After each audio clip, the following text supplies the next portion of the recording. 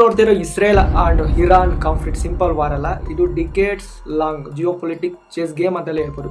1979 Iran revolution ನಂತರ Iran Israel ವಿರುದ್ಧ open stamp ತೆಗೆದುಕೊಂಡು ಒಂದು ದ್ವೇಷನ ಸ್ಟಾರ್ಟ್ ಮಾಡುತ್ತೆ.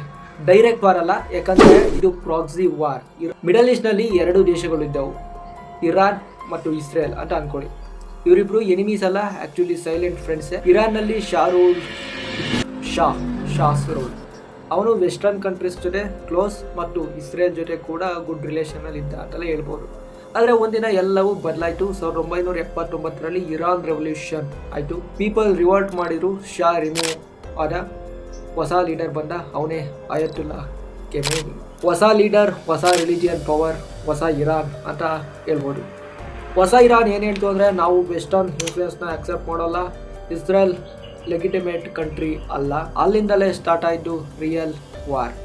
ಅಲ್ಲಿಂದಲೇ ಸ್ಟಾರ್ಟ್ ಆಯಿತು ಫ್ರೆಂಡ್ಶಿಪ್ ಟು ಎನಿಮಿ. ಆದರೆ ಅವರು ಡೈರೆಕ್ಟ್ ಫೈಟ್ ಮಾಡಲ್ಲ.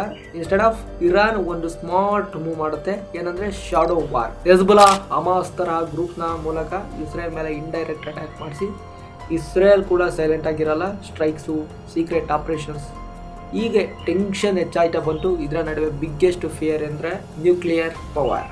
ನ್ಯೂಕ್ಲಿಯರ್ ಆಟ ಇಲ್ಲಿಂದ ಸ್ಟಾರ್ಟ್ ಆಯಿತು. ಇಸ್ರೇಲ್ ಹೇಳ್ತಿದೆ ಇರಾನ್ ಬಾಂಬ್ ಬಿಲ್ಡ್ ಮಾಡ್ತಿದೆ ಅಂತ, ಬಟ್ ಇರಾನ್ ಹೇಳ್ತಿದೆ ಫಾರ್ ಪೀಸ್ಫುಲ್ ಅಂತ.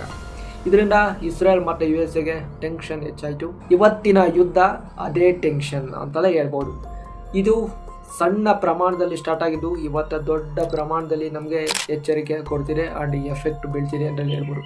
ಇದು ಕೇವಲ ಒಂದು ಯುದ್ಧವಲ್ಲ, ಪವರ್, ರಿಲಿಜಿಯನ್, ಸರ್ವೈವಲ್ ಸ್ಟೋರಿ ಅಂತಲೇ ಹೇಳ್ಬೋದು.